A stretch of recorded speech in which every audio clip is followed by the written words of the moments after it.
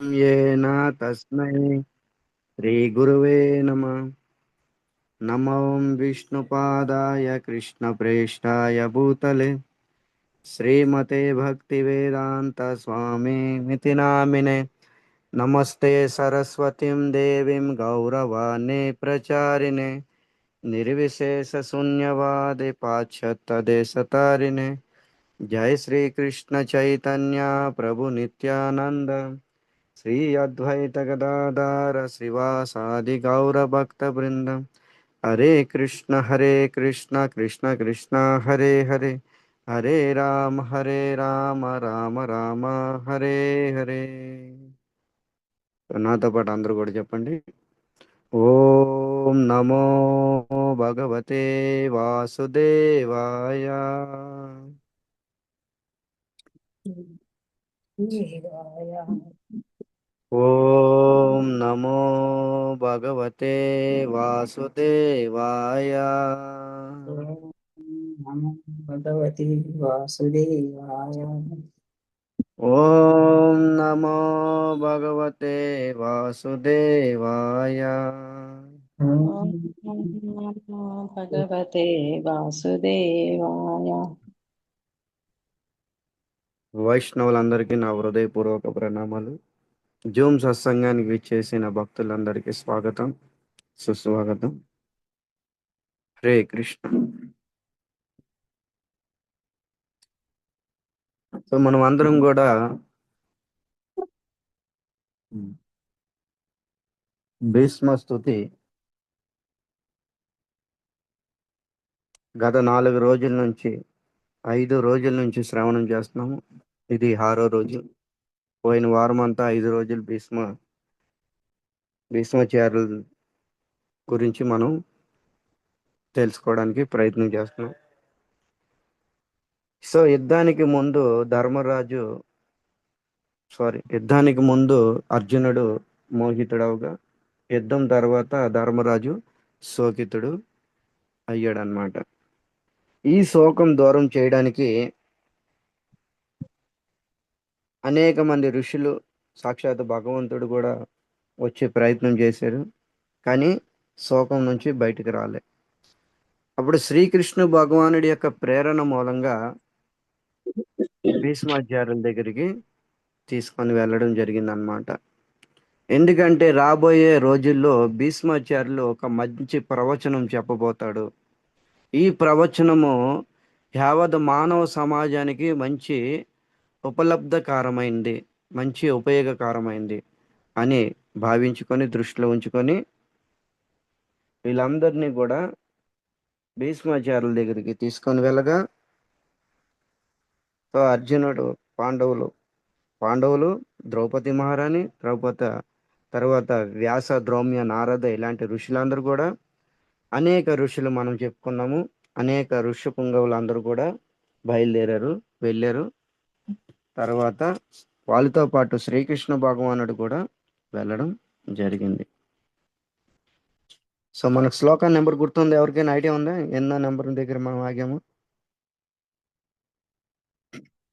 2.92 చెప్పుకున్నాం ప్రభు. 8 అయ్యింది, 8 అయిపోయింది. అవును ప్రభు. 92 స్టార్ట్ చేసాము, 8 పడుతుంది.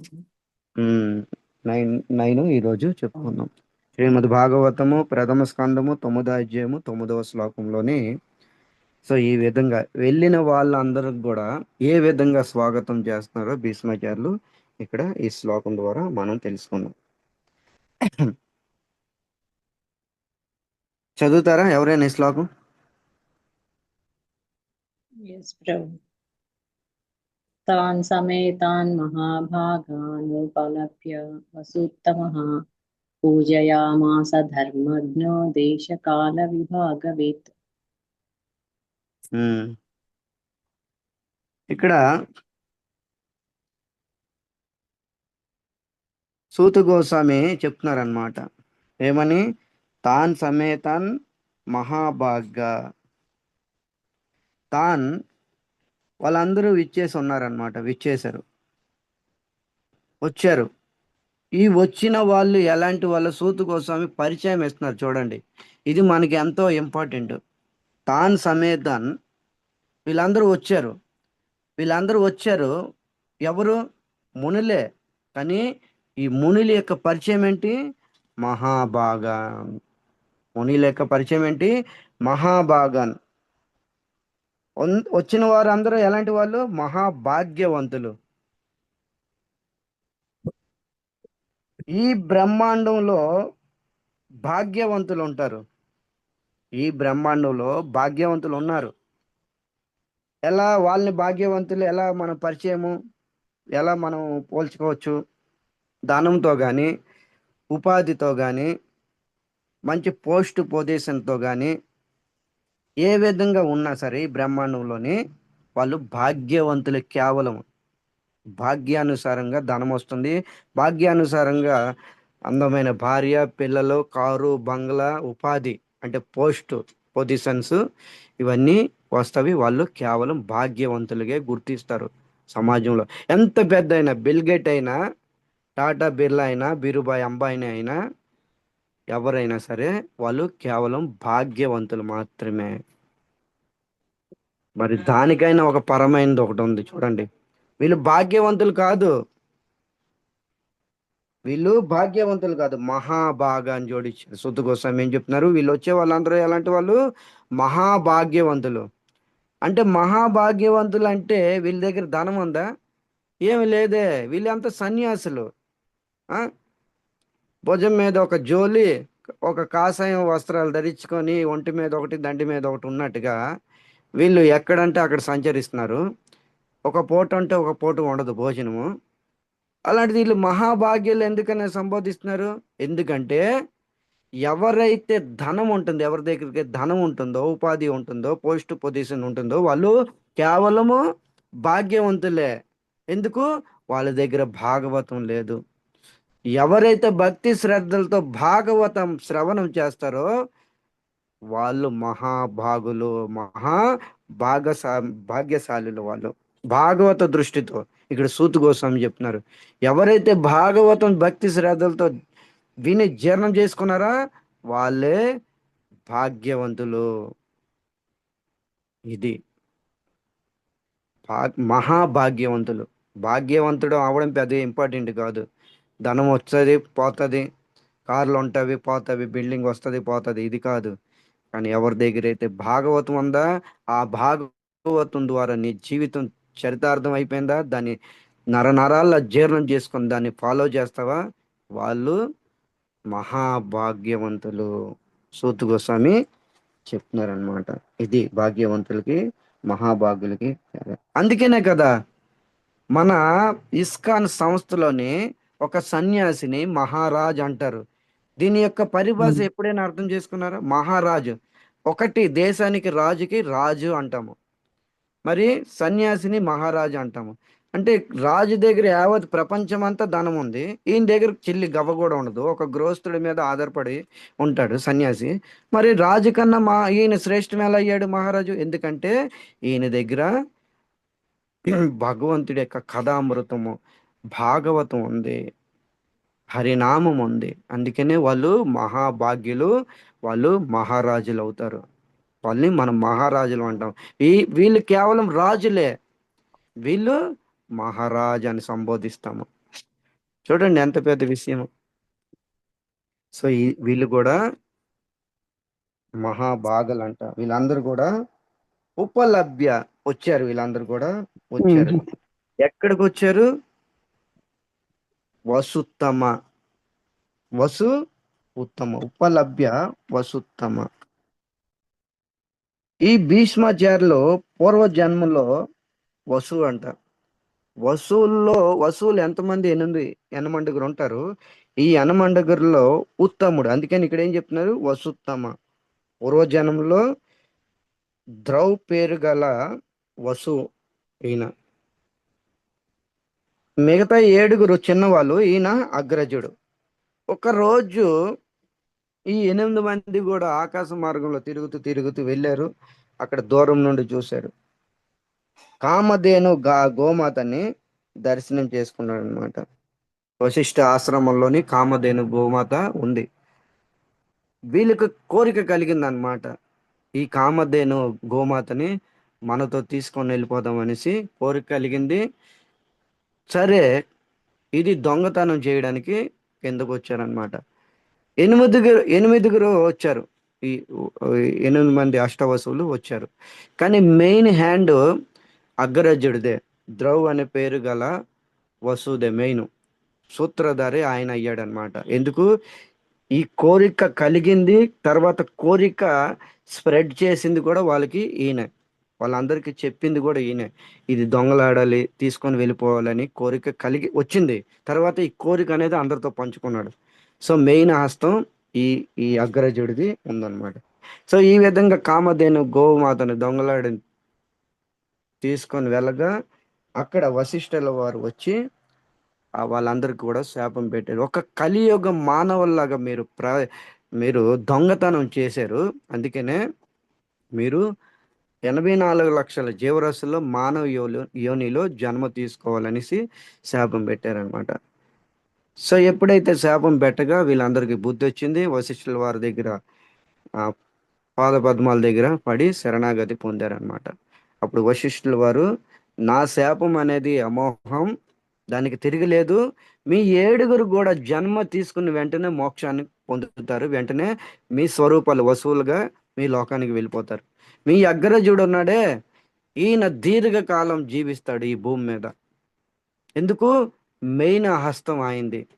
సో ఆ విధంగా ఆయన శాపమేవుగా ఈ శాపం ఎలా ఎలా ఎలా స్వీకరిస్తారు, ఎవరు స్వీకరిస్తారు అని ఆలోచిస్తూ వస్తుంటే మార్గంలో గంగా దేవి కనిపించింది అనమాట. గంగాకి ఆల్రెడీగా బ్రహ్మలోకంలో శాపం, నువ్వు భూలోకంలో జన్మించాలని. ఎందుకంటే బ్రహ్మలోకంలో అపరాధమైంది. ఇది ఒక స్టోరీ, ఇతిహాసం. ఒక ఇతిహాసానికి ఇంకొక ఇతిహాసం లింక్ ఉంటుంది. ఈ విధంగా భూలోకంలో పడగా అప్పుడు ఈ గంగాదేవి చెప్పిద్ది అనమాట, మీరు 8 మంది నా సంతానంగా పుట్టండి అనేసి. మరి సంతానంగా పుట్టాలంటే ఆయనకి ఒక పురుషుడు కావాలి. సంతన మహారాజుని, హస్తినాపురానికి రాజు, ఆ కాలంలో హస్తినాపురానికి రాజు అయిన చక్రవర్తి అయిన సంతన మహారాజుని వివాహం చేసుకొని ఈ 8 సంతానాన్ని ఉత్పత్తి చేసిందనమాట. సో వివాహానికి ముందు ఒక షరతు పెడుతుంది అనమాట సంతన మహారాజుది. నేను ఏ క్రియాకర్మ చేసినా మీరు అడ్డుకోకూడదు. అలా చేస్తే ఎప్పుడైతే మీరు అడ్డు పెడతారో ఆ అడ్డు పెట్టిన రోజే నేను విడిచి మిమ్మల్ని వెళ్ళిపోతాను. సో సంతన మహారాజు గంగ యొక్క మోహంలో పడిపోయి రంగరిచ్చిపోయాడు. సో చేసిన క్రియాకర్మలకి ఏ రోజు కూడా అడ్డు పెట్టలేదు. కానీ సంతానం ఉత్పత్తి అయింది. ఈ సంతానం తీసుకెళ్లి గంగలోని కలిపేస్తుంది. ఇది సంతన మహారాజు చూశాడనమాట. ఇది సహించలేకపోయాడు. అలాగే ఒక సంతానం కాదు, 1 2 3 4 5 6 7గురు సంతానం, 7గురిని కూడా తీసుకొని వెళ్ళి గంగలో కలిపేస్తుంది. 1/, సంవత్సరానికి 1 సంతానం చొప్పున ఈ విధంగా గంగలో కలిపేస్తుంది. ఎప్పుడైతే అష్టమ సంతానం కలిగినప్పుడు ఇదే విధంగా గంగలోని కలపబోతుంటే, గంగలో వదలబోతుంటే అప్పుడు శంతనుడు, దేవి ఆగు, నువ్వు చేస్తున్న పని మంచిది కాదు. ఎంత నిర్దయనిది, నీ హృదయం ఎంత పాషాణం అయిపోయింది. చంటి పిల్లలు, పసిపిల్లల్ని నువ్వు గంగలో ఈ విధంగా వదిలేస్తున్నావు అని సడగ్గా అప్పుడు స్టోరీ చెప్తుంది అనమాట. వీళ్ళందరూ కూడా వసువులు, వీళ్ళకి మృత్యు కాదు, వాళ్ళ నిజస్వరూపాన్ని పొందడానికి నేను ఈ విధంగా చేస్తానని ఇతిహాసం అంతా చెప్తుంది అనమాట.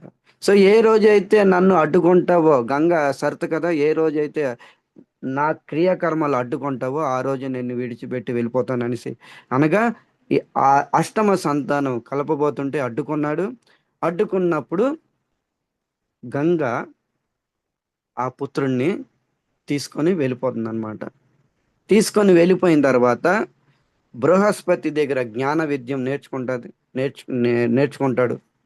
తర్వాత పరశురాముడి దగ్గర ధనుర్విద్య నేర్చుకుంటాడు. నేర్చుకొని అన్ని విద్యలు నేర్చుకొని వచ్చి తండ్రికి అప్పచెప్పి ఈమె వెళ్ళిపోయింది. సో అదే పిల్లవాడు దేవవ్రతుడిగా అవగా తర్వాత కాలక్రమంగా భీష్మాచార్యగా పేరు పొందాడు. అందుకని దీర్ఘకాలం జీవించాడు.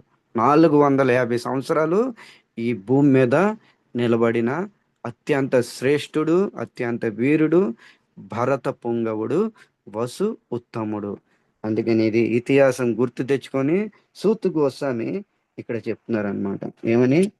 తాన్ సమేతన్ మహాభాగ్య ఉపలభ్య వసూత్తమ.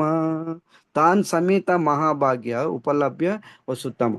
వసు ఉత్తమ, వసువుల్లో శ్రేష్ఠుడైన ఉత్తముడు ఆయన దగ్గరికి వీళ్ళందరూ కూడా వచ్చారు. వచ్చిన తర్వాత భీష్మాచార్యులు ఏం చెప్తున్నారు? పూజయామాస ధర్మజ్ఞో దేశ కాల విభాగవిత్. చూడండి, ఇది నేర్చుకోవాలి. ఈ పాయింట్ మనం నేర్చుకోవాలి. వీళ్ళందరూ వచ్చారు. భీష్మాచార్య అంబసాయి మీద పడుకున్నాడు. ఏమైనా ఆయన బెడ్ మీద పడుకోలే, లేదా కుర్చీ మీద కూర్చోలే. అంబసాయి మీద ఒళ్ళు అంతా జల్లిడి అయిపోయింది. రాబోయే రోజుల్లో మనం వింటాము. ఒళ్ళంతా జల్లిడి అయిపోయింది, రక్తపు దార సెలయేరు. అయినా సరే అంబసాయి మీద పడుకొని వీళ్ళందరికి కూడా పూజేయమాస పూజ ఇచ్చారంట. మీరు అనొచ్చు, అంబసాయి మీద పడుకొని ఎలా భీష్మాచార్యుల ఎలా ఇది సాధ్యం? ఎందుకంటే భీష్మాచార్యులకి అన్ని జ్ఞానం తెలుస్తుంది. పూజేయమాస ధర్మజ్ఞం, ధర్మంలో నిపుణుడు భీష్ముడు. భీష్ముడు ఎంతైతే ధర్మం ఎరిగి ఉన్నారో అన్య ఎవ్వరు వెరగరు. భగవంతుడు వదిలేండి, భగవంతుడి విషయం పక్కన పెట్టండి. భీష్మాచార్యులు ఎంత ధర్మం అయితే తెలుసునో అన్య ఎవరికి కూడా అంత ధర్మం తెలియదు. అది కూడా ధర్మం ఎలా, ఏ దేశంలో ఏ కాలంలో ఏ స్థితిలో ఎలా ఉపయోగించుకోవాలో, ఎలా దీన్ని చూసుకోవాలా, ఆ విధంగా తెలుసు భీష్మాచార్యులకి. ధర్మం అందరికీ తెలుసును, ఉత్తకొద్ద ఎంతైతే భక్తులు లిస్ట్ ఇచ్చారు భాగవతంలో. కానీ భీష్మాచార్యులు అది కాదు, ధర్మం తెలుసును, దేశ కాల పరిస్థితుల్లో అది ఎలా ఉపయోగించుకోవాలో, ఎలా వాడుకోవాలో అది తెలుసును. అది ఇంపార్టెంట్. అది మనము కూడా తెలుసుకోవాలి. దేశ కాల పరిస్థితులు బట్టి మనం మెసులుకోవాలి మన భక్తి. ఎల్లకాలం ఒకలాగా కాదు, దేశకాల పరిస్థితులను బట్టి మన భక్తి, మన ముక్తి, ముక్తి అనేది పని కరెక్ట్గా మనం చూసుకోవాలి. ఇది ఒక ఒక గృహస్థుడు చేయవలసిన పని అన్నమాట. ఎప్పుడు ఎల్లకాలం ఒకేలాగా మనం చేయలేము. భక్తి కూడాను దేశాన్ని పరిస్థితి, ఆ, ప- దేశాన్ని పరిస్థితిని బట్టి, కాలాన్ని పరిస్థితిని బట్టి. మీకు ఉదాహరణ ఎలా చెప్పాలంటే, దేశ కాల పరిస్థితి, ఒక సోల్జర్, ఇప్పుడు ఒక సోల్జర్ ఉన్నారు, యుద్ధంలో సైనికుడు. ఆయన డివోటీ అనుకోండి, ఆయన డివోటీ కృష్ణ భక్తుడు, అంతర్జాతీయ కృష్ణ చైతన్య సంఘంలోని ఆయన లింక్ అయి ఉన్నాడు. ఇక ఇక్కడికి వస్తే ఆయన డివోటీ, భాగవతం వింటాడు, జపం చేస్తాడు, అన్నీ చేస్తాడు. అదే సైనికుడు యుద్ధ భూమిలోకి వెళ్ళి జపం చేయమంటే చేయగలడా? ఒకవేళ చేస్తే ఏమవుతుంది? అది విరుద్ధం అవుతుంది. ఎందుకు? శత్రు సైన్యము ఆక్రమణ చేస్తారు మన దేశం మీద. ఈ జ్ఞానము మనకి ఉండాలి. అరే, నువ్వు డివోటీ అయ్యి ఉండి నువ్వు జపం చేయకుండా గన్ను పట్టుకున్నావు ఏంటి? అది గన్ను పట్టుకోవడం అక్కడ వాడి ధర్మము. గన్ను పట్టుకోవడం అది ధర్మము. ఇక్కడికి వచ్చినాక మాల పట్టుకోవాలి, అక్కడికి వెళ్ళినాక గన్ను పట్టుకోవాలి. అలాగే మనం ఎలా చేస్తే, వ్యవసాయంలో ఉన్నప్పుడు నాగలి పట్టుకోవాలి, అది ధర్మము. వ్యాపారంలో ఉన్నప్పుడు తక్కెడ పట్టుకోవాలి, తుయ్యాలి, తోలన చెయ్యాలి. ఉద్యోగస్తులు ఆఫీసులో ఉండాలి సాఫ్ట్వేర్ కింద, అది అక్కడ వాళ్ళ ధర్మము. ఇంటికి వచ్చినాక ఇది ధర్మం. ఈ జ్ఞానం పూర్తిగా ఎరిగి ఉండాలి మనము. దీన్నే దేశ కాల పరిస్థితులను బట్టి అంటారు. ఇది లేకపోతే భక్తిలో డౌన్ అయిపోతారు. ఎవరైనా డౌన్ అవ్వక ఖాయము, ఖచ్చితంగా డౌన్ అవ్వాల్సిందే. ఈ జ్ఞానము, ఈ కనీసం మినిమం జ్ఞానం మనకు ఉండాలి, తెలియాలి. ఎప్పుడు ఎలాంటి స్థితిలోని 10 మందిలో మనం భక్తి ఎలా చేయాలి, బయట సమాజంలోని 10 మంది భక్తుల సమాజంలో మనం భక్తి ఎలా చేయాలి. 10 మంది భక్తుల సమాజంలో నువ్వు హరే కృష్ణ అని ఓకే, పర్వాలేదు. 10 మంది అభక్తుల సమాజంలోని నువ్వు జపం ఎలా చేస్తావు? నీకు విరుద్ధంగా ఉంటారు వాళ్ళు, అప్పుడు కుదరదు. ఇది దేశకాల పరిస్థితి గమనించాలి. అప్పుడు నువ్వు చేసావు అనుకోండి, అక్కడ విరోధులు అయిపోతారు. అప్పుడు మనసులో స్మరణ చేసుకోవాలి. వాళ్ళకి విరుద్ధంగా మనం హరే కృష్ణ అంటే అక్కడ అందరు తురకలు ఉండొచ్చు, క్రిస్టియన్స్ ఉండొచ్చు, హిందువులే కాదు ముస్లిమ్స్ ఉండొచ్చు, విరుద్ధులు అయిపోతారే. మనమే టార్గెట్ పెడతారు కదా. సో ఇవన్నీ జ్ఞానం మనం పూర్తి ఇలాంటి చాలా ఉన్నాయి. మీకు ఎంత నాలెడ్జ్లోకి వస్తే అది మీరు ఉపయోగించుకోవచ్చు. నేను జస్ట్ మీకు టైలర్ చూపించాను, వినిపించాను. ఇలాంటి చాలా ఉన్నవి. మన జ్ఞానంతోనే ఇవన్నీ మనం నిర్ణయించుకోవాలి. ఒక ఆచార్యుడైనా, ఒక భక్తుడైనా, ఒక సాధువు అయినా జస్ట్ సింపుల్గా ఒకటి రెండు ఉదాహరణలు చెప్తారు. ఆ ఉదాహరణలు మనం మెమరీలోకి ఎక్కించుకొని దాన్ని కాపీ పేస్ట్ చేసి ఇంకో ఎన్నో తయారు చేసుకోవాలి. అన్నీ చెప్పలేరు. గురువు కానీ, ఒక భక్తుడు కానీ, ఒక సాధు సన్యాసి ఎవరైనా సరే అన్నీ చెప్పలేరు. ఉదాహరణలు మాత్రమే ఇస్తారు. దాన్ని మనం కాపీ పేస్ట్ చేసుకొని అనేక విధాలుగా ఎప్పుడెప్పుడు ఎలా వాడుకోవాలో అది మనం నిర్ణయించుకొని మనం చూసుకోవాలి. ఓకే. ఈ జ్ఞానము తెలుసు అనమాట. అంబసాయి మీద పడుకొనే ఏం వశిష్ఠాయ నమః, పరశురామాయ నమః, వ్యాస నమః. సో ఈ విధంగా నమః నమః అని మనసులో అనుకున్నాడు. చేతులు కూడా లేవట్లే. చేతులు ఎందుకంటే చేతుల మీద కూడా బాణాలు తగిలేవి. సో ఇది ఈ ధర్మ జ్ఞానం అనేది భీష్మాచార్యులు పూర్తిగా ఎరిగి ఉన్నాడు. వీళ్ళందరితో పాటు కృష్ణుడు కూడా వెళ్ళాడు కదా, మర్చిపోమాకండి. కృష్ణుడు మీరు పట్టుకొని ఉండండి. ఈ ఈ ఈ- ఈ యొక్క ప్రసంగంలో కృష్ణుడు అత్యంత పాత్ర ప్రముఖమైంది. కృష్ణ పాత్ర ముఖ్యమైనది. దాని తర్వాత భీష్మాచార్యులు కూడా ఇంకా ముఖ్యమైన పాత్ర. వీళ్ళిద్దరు పాత్రలు అతి ముఖ్యమైనది. కృష్ణ పాత్ర ఎంత ముఖ్యమైందో దానికన్నా ముఖ్యమైనది భీష్మాచార్యుల పాత్ర ఇక్కడ. మిగతా వాళ్ళని మర్చిపోయారంటే పర్వాలేదు, వీళ్ళిద్దరు మర్చిపోమకండి, ముఖ్యంగా కృష్ణుడిని. ఓకే. కృష్ణుడు కూడా వెళ్ళాడు. తర్వాత 10వ శ్లోకం ఎవరు చదువుతారు? చదవండి. టక టక 10వ శ్లోకం ఎవరు చదువుతారు? ఎన్నో బుక్ ప్రభు రే కృష్ణ 10వ శ్లోకం. దాని తర్వాత 9 అయింది. 10వ శ్లోకం. కృష్ణం చ తత్ప్రావజ్ఞ ఆసీనం జగదీశ్వరం హృదిస్థం పూజయామాస మయా యోపాత్త విగ్రహం. హరే కృష్ణ. ఇక్కడ 10వ శ్లోకంలో చెప్తున్నారు అనమాట. చూడండి ఏమని. కృష్ణం చ తత్ప్రభావజ్ఞ. వీళ్ళందరితో పాటు కృష్ణుడు కూడా వెళ్ళాడు. ఆసీనం జగదీశ్వర. జగదీశ్వర, జగదీశ్వర అంటే ఏంటి? ఈ జగత్తుకి ఈశ్వర. ఏ జగదీశ్వర వచ్చావా నాయనా? నవ్వుకుంటా అంటున్నాడు అనమాట, చిరునవ్వుతుంది. ఆహా కృష్ణ, వచ్చావా నాయనా? జగదీశ్వర వచ్చావా? నాకు దర్శనం చేయడానికి వచ్చావా నువ్వు? నేను అతి ధన్యుణ్ణి. ఆ? వీళ్ళందరితో పాటు కృష్ణుని చూసి కృష్ణుడి వైపు వెళ్ళిందంట దృష్టి. మీరు కొద్దిగా కల్పించుకోండి, ఊహించుకోండి. ఇవన్నీ నేను ఏదైతే చెప్తానో మీరు అవన్నీ పాస్ట్లోకి, ఇవన్నీ ఊహల్లోకి వెళ్ళిపోండి. ఈ మహాభారత యుద్ధము, అంబసాయి మీద పడుకున్నాడు భీష్ముడు, పాండవులు అందరూ ఉన్నారు, కృష్ణుడు ఉన్నాడు. సో ఈ విధంగా ఊహకి మీకు తొందరగా అర్థమైతే ఆ ఫీల్డ్లోకి వెళ్ళిపోతారు మీరు అందరూ. ఇది భాగవత కథామృత రసం. దాంట్లో తీసుకోవాలంటే, రసం రావాలంటే మీరు ఊహల్లోకి వెళ్ళిపోవాలి. ఎలాగైతే సినిమా చూసినప్పుడు ఊహల్లోకి వెళ్ళిపోయి మీకు మీరు హీరో హీరోయిన్లు డిషం డిషం అనుకుంటారు. సో ఇది కూడా అంతే. పరీక్షిత్ మహారాజు ఆ విధంగా వెళ్ళాడంట.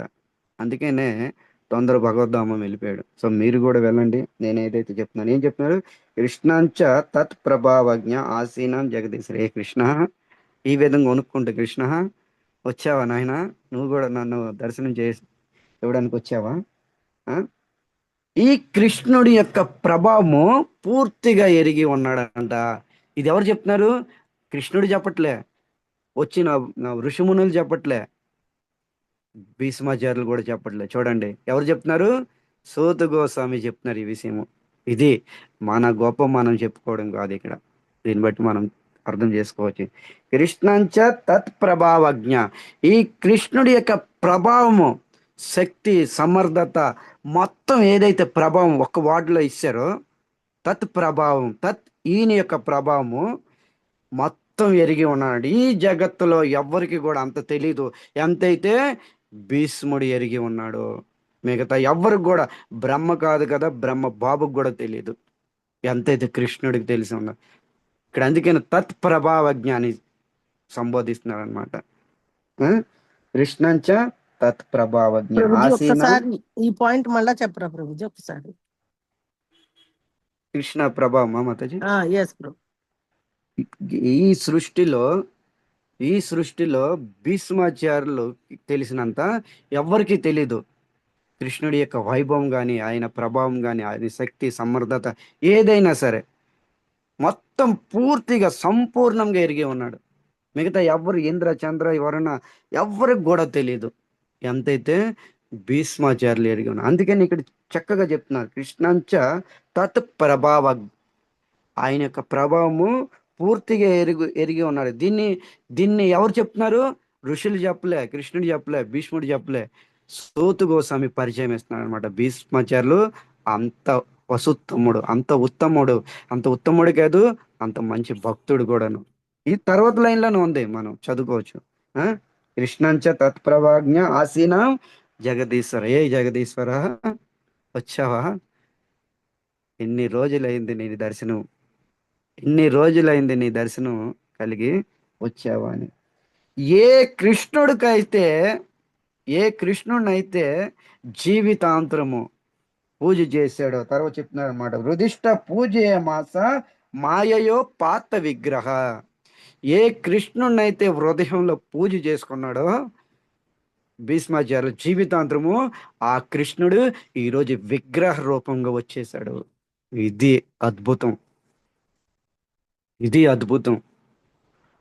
జీవితాంతరము భగవంతుడిని హృదయంలో పూజ చేశాడు పరమాత్మ రూపంలో. భగవంతుడు 3 రూపాలు ఉంటాయి కదా, బ్రహ్మ రూపం, పరమాత్మ రూపము, తర్వాత తన నిజస్వరూపమైన రూపం. వదంతి తత్వం విదస్తత్వం యద్ జ్ఞాన అవ్యయం బ్రహ్మేతి పరమాత్మేతి భగవానితి శబ్దతే. సో ఏ పరమాత్మ రూపంనైతే హృదయంలో జీవితాంతరం పూజ చేశాడో, ఏ స్వరూపాన్ని అయితే పూజ చేశాడో, ఆ స్వరూపం ఈరోజు విగ్రహం లాగా నిలబడి ఉన్నదంట. ఇది కదా భీష్మాచార్యుల యొక్క ప్రభావము. ఇది భక్తుడి యొక్క శక్తి సమర్థత. భగవంతుడిని రప్పించాడు.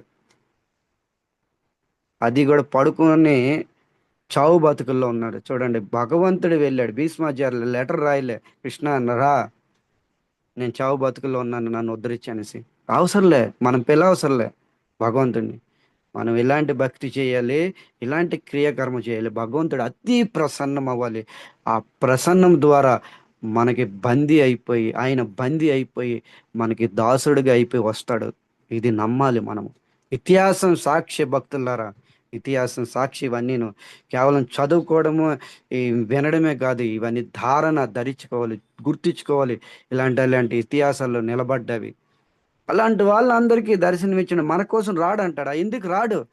వస్తాడు, నమ్మాలి మనం. మా గురువు మహారాజ్ ఎప్పుడు కూడా ఒక విషయం చెప్తూ ఉంటారు, నాకు అద్భుతంగా నచ్చిందనమాట. ఎప్పుడైనా నమ్మాలి, శాస్త్రాన్ని నమ్మాలి, తర్వాత భగవంతుడిని నమ్మాలి, తర్వాత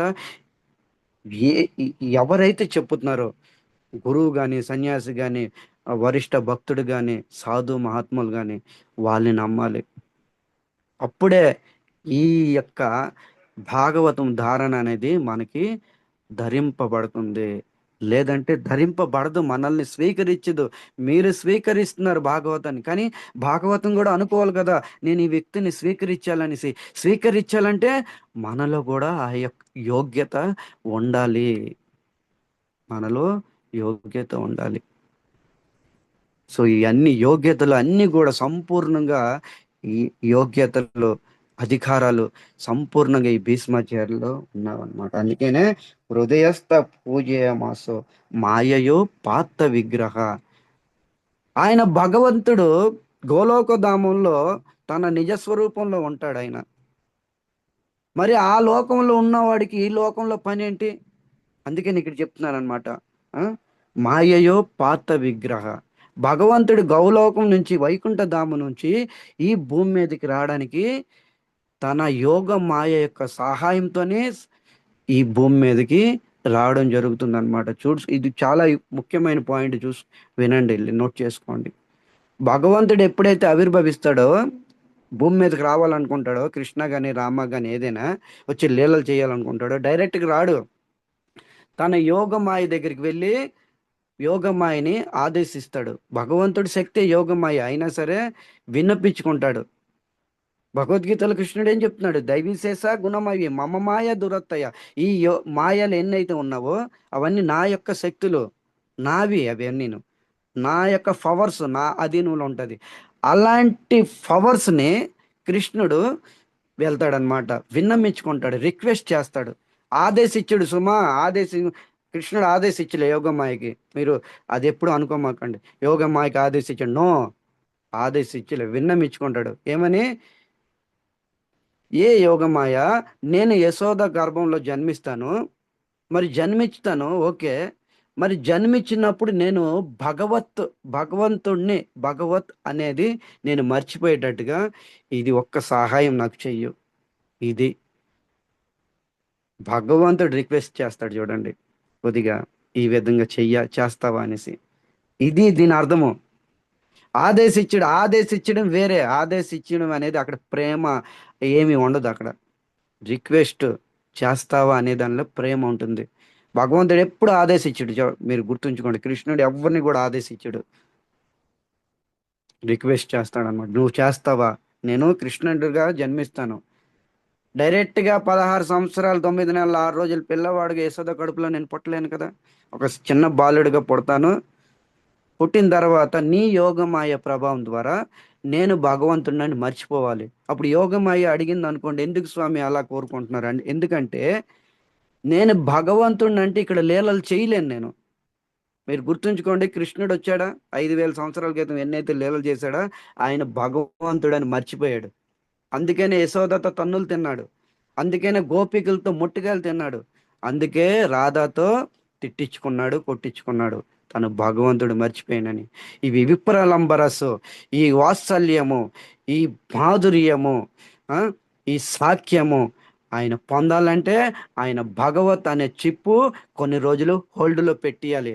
ఆ హోల్డ్లో పెట్టడానికే యోగమాయ దగ్గరికి వెళ్ళి, యోగమాయ నువ్వు నాకు సహాయం చెయ్యు, యశోద దగ్గరికి నేను జన్మ తీసుకుంటాను, యశోద స్తనపానం చేస్తాను. మీరు ఊహించుకోండి, భగవంతుడు అంటే స్తనపానం చేయగలడా? అది కుదరని పని, ఇంపాసిబుల్ అది. భగవంతుడిని నేనేంటి యశోద కడుపులో పుట్టడము, యశోద స్తనపానం చేయడం, ఇవన్నీ వచ్చామనుకోండి ఆయన బ్రెయిన్లోకి, ఇవన్నీ లీలలు జరగవు. యశోద స్తనపానం కూడా చేయలేడు. భగవంతుడు 16 సంవత్సరాల 9 నెలల 3 రోజుల పిల్లడు. ఆ పిల్లడు మరి యశోద స్తనపానం చేయాలంటే మరి బాలుడిగా, చిన్న బాలుడిగా వచ్చేయాలి, గోపాలకృష్ణుడిగా జన్మ తీసుకోవాలి. అప్పుడే యశోద స్తనపానం చేయగలడు. లేదు 16 సంవత్సరాల పిల్లవాడు యశోద స్తనపానం చేయగలడా? ఏమైనా బాగుంటుంది లీల? వినడానికి బాగోదు, ఆయన చేయడానికి బాగోదు, ఈ రెండు బాగోవు. ఇది ధర్మ విరుద్ధ కార్యం అవుతుంది. అందుకని భీష్మాచార్యులు ఇది పూర్తిగా వెరిగి ఉన్నాడు. అందుకని ఇక్కడ వన్స్ షార్ట్లో ఏం చెప్తున్నారు? హృదయస్థ పూజే మాస మాయయో పాత విగ్రహ. ఏ మాయ యొక్క సహాయంతో ఈ కృష్ణుడు ఇక్కడికి వచ్చి రామలీలలో, కృష్ణలీలలో ఇవన్నీ చేస్తున్నాడో, ఆ విగ్రహం ఈరోజు నా ముందు దర్శనం ఇవ్వడానికి వచ్చాడు. ఇది భగవంతుడు వస్తున్నాడు ఏంటంటే ఇవన్నీ మర్చిపోతాడు అనమాట. ఇవన్నీ మర్చిపోతాడు, మర్చిపోయి ఈ లీలలు తను ఆస్వాదిస్తాడు.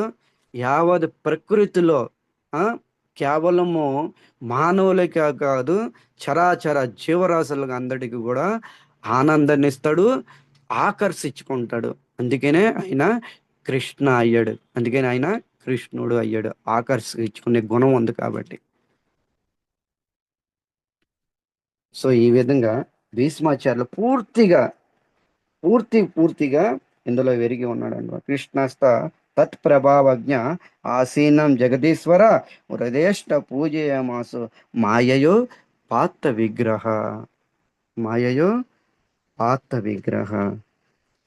ఈ విధంగా భగవంతుడి కోసము పూర్తిగా వెరిగి ఉన్న భీష్ముడి కోసము ఈరోజు సూత గోస్వామి సౌనకాది ఋషులకి చెప్తున్నారనమాట. తర్వాత శ్లోకము నేను అద్భుతంగా ఉంటుంది. చదువుతాను. చాలా కొద్దిగా ఫీల్ అయ్యి చదవండి, కొద్దిగా ఫీల్ లాగా బాగుంటది ఈ శ్లోకం. చదవనా ప్రభుజీ? ఎవరిని yes, చదవండి. పాండుపుత్రానుపాసీనాన్ ప్రశ్రయ ప్రేమ సంగతాన్ అభ్యాచస్తానురాగా అశ్రైరంధీభూతేన చక్షుషా. ఉమ్. ఇది ఈ శ్లోకం ఎందుకంటే నేను ఫీల్ అయి చదవమన్నాను. ఈ శ్లోకం వెంటనే ఏడుపు వస్తుందంట. ఎందుకంటే భీష్మాచార్యులు ఇక్కడ ఏడుస్తున్నాడు. ఆ పాండుపుత్రానుపాసిత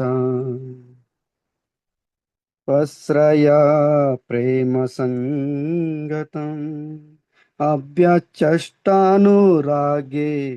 అంది భూతేన చక్షుషా అంది భూతేన చక్షుషా. పాండుపుత్రాన్ సమేతాన్ పాండుపుత్ర ఉపాసితాన్ సమేత అందరూ కూడా పాండవులందరూ కూడా భీష్ముడి దగ్గరికి వచ్చారనమాట. ఎలా కూర్చున్నారు? ఏం చెప్తున్నారు ఇక్కడ? పాండుపుత్ర ఉపాసితాన్ అందరూ అతుక్కున్నారంట. ఈ 5గురు పాండవులు కూడా భీష్మాచార్యుల దగ్గరికి వెళ్ళి అంబసైవుని దగ్గరికి వెళ్ళి అతుక్కొని కూర్చున్నారంట. అతుక్కొని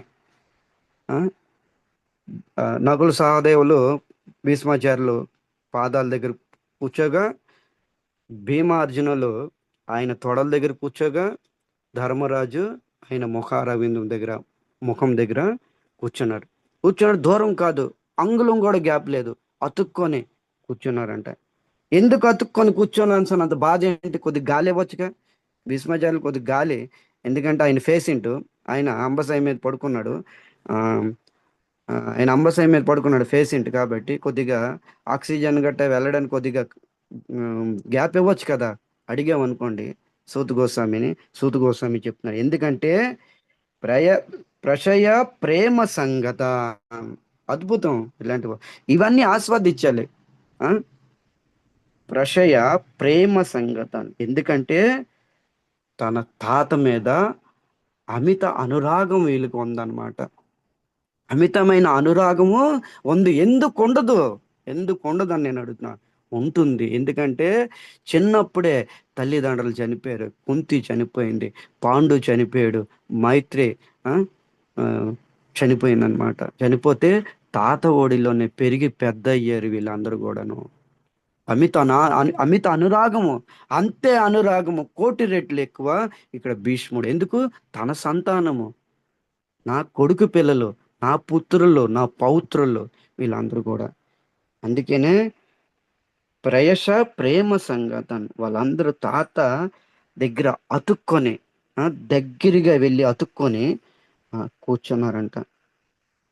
సో ఈ విధంగా చెప్తున్నారనమాట. భీష్మాచార్యులు గమనించారనమాట. పాండవులందరూ కూడా ఏడుస్తున్నారు. అరే రే, నా పుత్రులు ఏడుస్తున్నారు ఈరోజు, నా సంతానం ఏడుస్తుంది. ఇది చూసి భీష్మాచార్యులు కంటిలో తడి వచ్చింది. కంటి తడి పెట్టుకున్నారు. నా పుత్రులు ఈరోజు ఏడుస్తున్నారు. ఆ పుత్రుల యొక్క ఏడుపు చూసి భీష్మాచార్యుల యొక్క కంటిలో నీరు తిరిగిందంట. కంటిలో నీరు తిరిగింది. ఆ నీరు తిరగడంతో అంది భూతేన చక్షుష, కళ్ళు శుభ్రంగా లేదు, మసక గప్పేసాయి, మసక అయిపోయింది. ఎప్పుడైతే కంటిలో నీరు తిరుగుతుందో మీరు గమనించండి, ఎదుటి వ్యక్తిని మీరు శుభ్రంగా చూడలేరు. అలాగే అదే పరిస్థితి, పాండవుల్ని చూడలేకపోతున్నాడు. తర్వాత అక్కడ శ్యామసుందర కృష్ణుడు కూడా వచ్చాడు. ఆ శ్యామసుందరుని కూడా, ఆ జగదీశుని కూడా చూడలేకపోతున్నారు. ఎందుకు? అంది భూతేన చక్షుష, ప్రేమ అనురాగంతోనే కంటిలో నీరు నిలబడిపోయింది. భరత పుంగవ, భరత వంశ శ్రేష్ఠుడు ఈ రోజు కూడా కంటి తడి పెట్టలేదు. ప్రియ భక్తులారా, ఈ రోజు కూడా భీష్మాచార్యుల వీరుడు సూర్యుడు ఈ రోజు కూడా ఏడుపు అనేది తెలీదు. ఏడిపిచ్చారే కానీ ఎప్పుడు కూడా ఏడవలేదు. కానీ ఈరోజు పాండవుల యొక్క స్థితి చూసి, వాళ్ళ యొక్క ఏడుపు చూసి ఈయన కంటిలో నీరు తిరిగింది. కానీ వీరుడు కదా ఎంతైనా, ఆ యొక్క అశ్రు యొక్క బింది ఏదైతే డ్రాప్ ఉంటుందో నేల మీద పడనేలేదు. అందుకనే భరత పుంగవ అంటారు ఈయన్ని.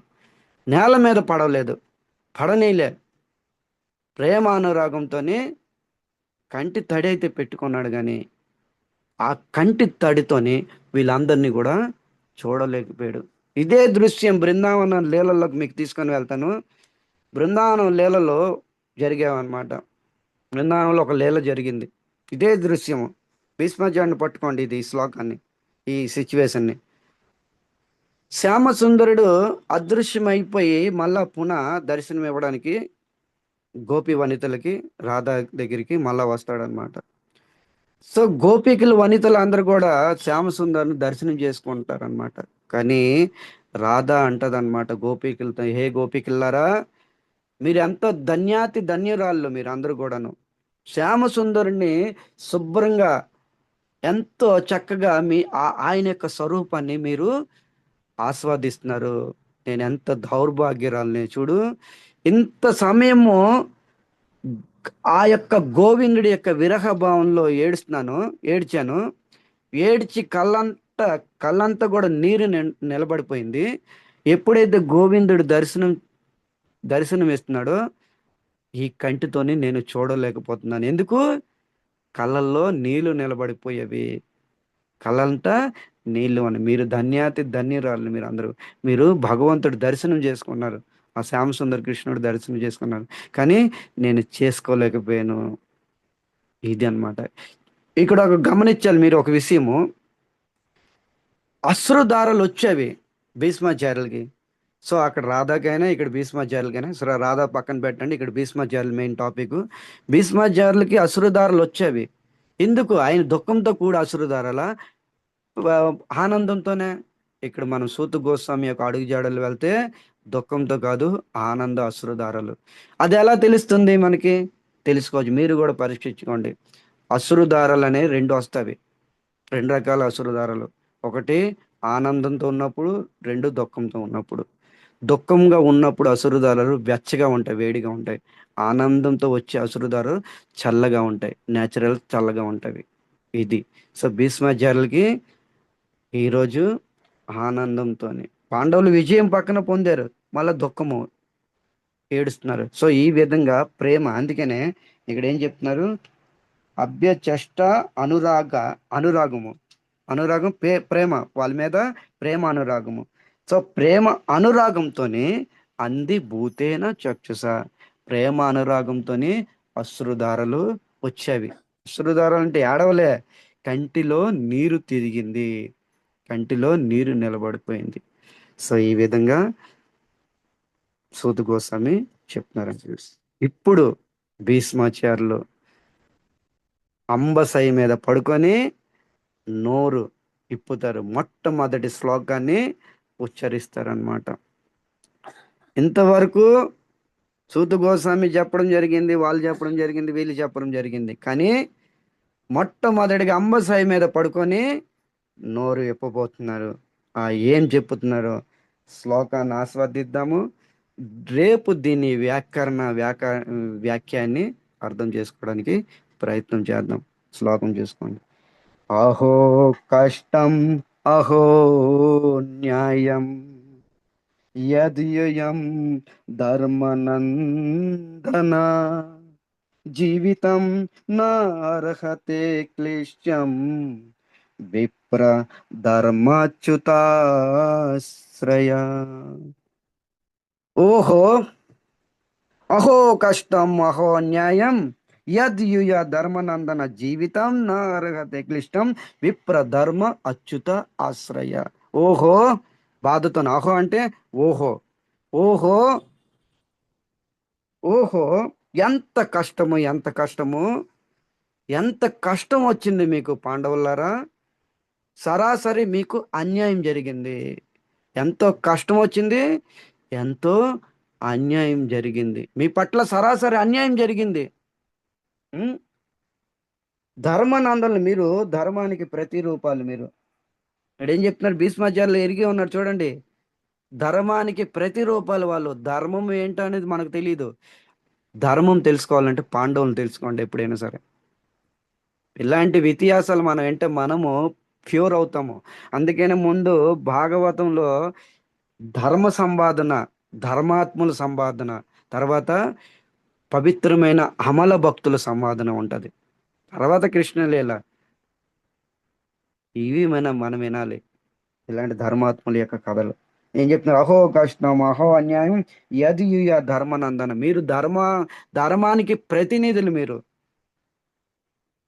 ముఖ్యంగా ఇది ఇండికేట్ చేస్తుంది భీష్మాచార్యులు యొక్క ఏలు ధర్మరాజుకి చూపిస్తున్నాడు అనమాట. అంటే ఆయన యొక్క దృష్టి ధర్మరాజు మీదకి వెళ్ళింది.